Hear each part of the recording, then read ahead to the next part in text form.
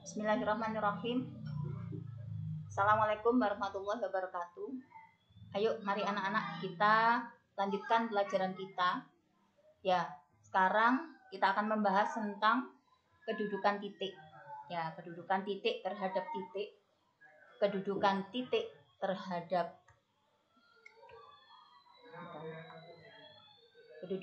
terhadap garis. Kemudian kedudukan titik terhadap bidang. Begitu juga kita akan berbicara tentang kedudukan garis terhadap garis, kedudukan garis terhadap bidang, dan kedudukan bidang terhadap bidang. Kenapa sih ini perlu kita pelajari? Karena sebetulnya ketika kita berbicara masalah dimensi 3, dengan memahami kedudukan titik, garis, dan bidang ini, maka kita akan mampu mencari jaraknya. Kita akan mampu mengapresiasi sebuah soal ke dalam bangun-bangun yang dimaksud. Begitu. Jadi harus jelas. Oke. Terkait dengan kedudukan titik terhadap titik yang jelas, kalau misalkan kita berbicara masalah titik terhadap titik, maka kita punya di sini ada gambar kubus ya.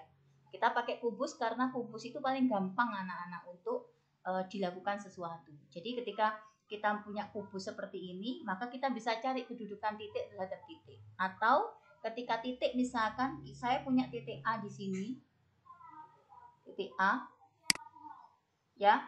Kemudian saya di sini juga punya titik F.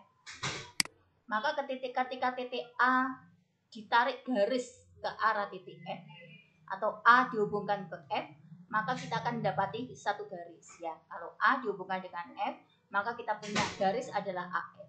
Jadi AF-nya kalau kita lihat di luar aja enak ya. A terhadap F, maka gini, titik A terhadap F, maka kita punya garisnya namanya adalah garis AF. Di dalam kubus yang namanya garis AF ini adalah termasuk apa anak-anak garis AF? Garis AF itu, maaf ya, ini menceng begitu nggak apa-apa. Garis AF ini adalah termasuk garis apa? Diagonal bidang. Oke, diagonal bidang ya, AF ini ya. Selain AF, kita punya diagonal bidang yang lain. Apa saja? Masih ingat?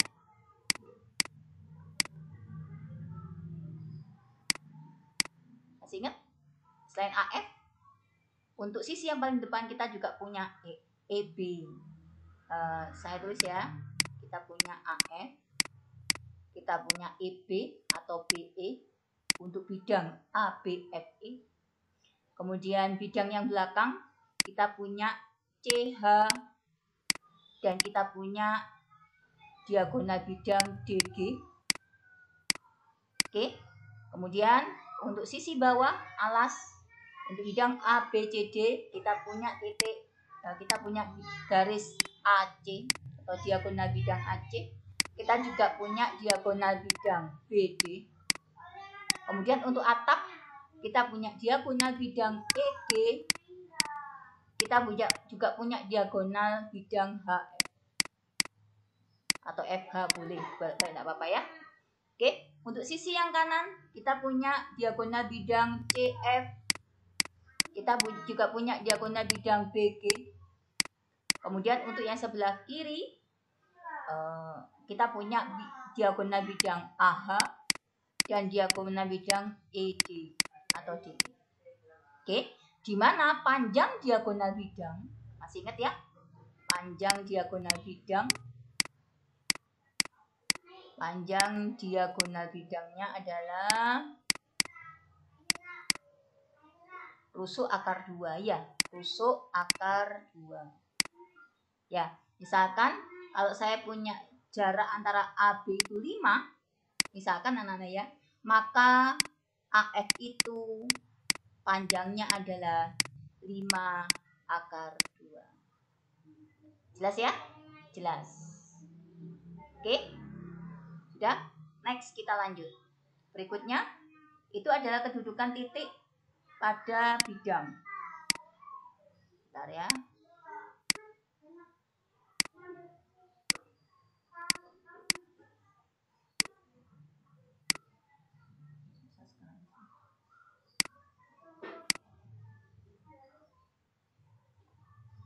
Sekarang kita masuk ke titik dengan titik tapi di dalam ruang. Ya, kita kalau misalkan berbicara tentang titik-titik di dalam ruang, kita punya namanya diagonal ruang. Diagonal ruang itu adalah garis yang menghubungkan titik dengan titik yang dia itu dia itu memotong ruang, begitu, memotong ruang. Misalkan diagonal ruangnya itu adalah AB. Oke, AB. Kemudian kita punya BH atau HB ya. Senyum-senyum kamu ya. BH atau HB. Kemudian kita punya DF. Oke, diagonal ruangnya. Dan yang terakhir kita punya CE. Jadi di dalam kubus itu diagonal ruangnya cuma 4. AG, BH, DF, dan CE. Oke, di mana kalau kita cari panjang diagonal ruangnya,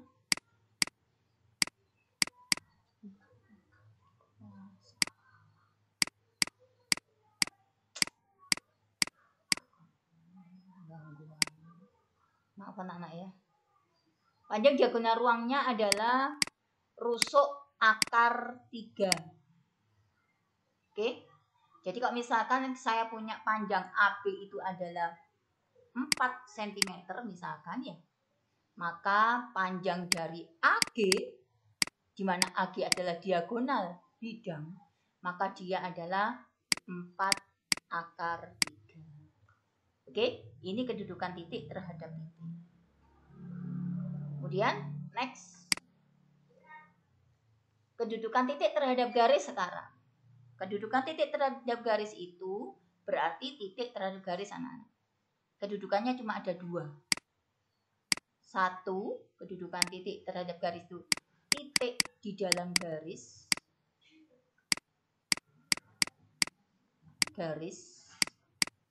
Atau kedudukan yang kedua adalah titik itu di luar garis. Untuk titik di dalam garis kita tidak bisa mencari jaraknya. Ya, titik misalkan berapakah jarak antara titik A terhadap garis AB? Mana jaraknya? Nggak bisa dicari. Yang bisa kita cari adalah nanti titik di luar garis. Ya, misalkan berapakah jarak titik A terhadap misalkan DG, diagonal bidang DG. Nah, kita bisa cari A di sebelah sini, DG itu garis yang ini. Nah, gini ya. Oke, kita bisa cari jaraknya. Kenapa? Karena titik A ini berada di luar garis DG. Ya, nanti bisa kita cari. Berapa hasilnya? Ya nanti insya Allah berikutnya. Sekarang kita masih berbicara masalah kedudukan titik terhadap garis. Oke, sudah ya? Jelas. Jadi kedudukannya cuma 2 ini toh anak. Kemudian, next, lanjut. Sekarang kita masuk kedudukan titik terhadap bidang. Sama anak-anak. Kedudukan titik terhadap bidang itu cuma ada 2 kemungkinan. 1, titik di dalam bidang. 2, titik di luar bidang. Titik di dalam bidang. Kemudian yang kedua, titik di luar bidang. Ya, bisa dicari jaraknya, ya titik di luar bidang. Ya sama ya kayak tadi ya. Misalkan kedudukan titik B terhadap bidang DCGH, bisa kita cari. Ya, kedudukan titik B terhadap bidang DCGH atau jarak antara titik B terhadap bidang DCGH. Nanti jaraknya adalah BC-nya. Ya, belakangan ya. Oke, bisa. Lanjut. Sekarang kedudukan garis terhadap garis. Kedudukan garis terhadap garis ini banyak macamnya. Ya, kamu bisa lihat di buku paket halaman 8 sampai 13. Itu garis-garis itu ada banyak sekali kedudukannya. Yang pertama kita lihat adalah garis-garis yang saling berpotongan. Dia saling berpotongan. Ya, dan yang kedua, garis-garis yang saling sejajar. Dan yang ketiga, garis-garis yang saling berimpit. Dan yang keempat, garis-garis yang saling bersilangan. Nggak pakai saling juga nggak apa-apa. Bersilangan. Oke. Coba kita cari contohnya. Untuk garis yang saling berpotongan, misalkan saya punya garis AC. AC akan berpotongan dengan apa? AC berpotongan dengan BD. Ini garis yang saling berpotongan.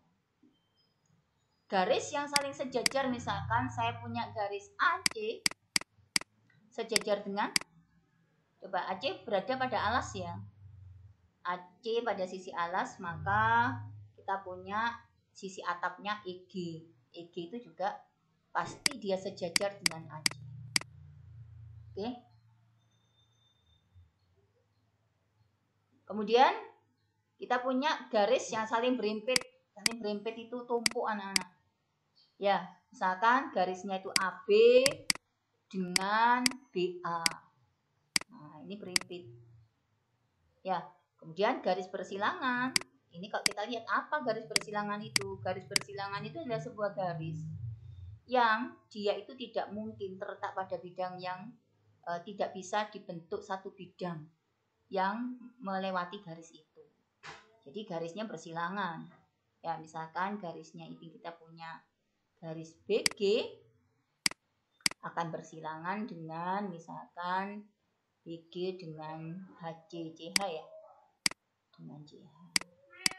Oke, sekarang tugas kalian anak-anak cari garis-garis yang lain yang saling berpotongan, saling sejajar, saling berimpit, dan saling bersilangan yang di luar dari contoh yang saya berikan.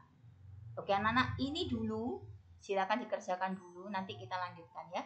Terima kasih. Assalamualaikum warahmatullahi wabarakatuh.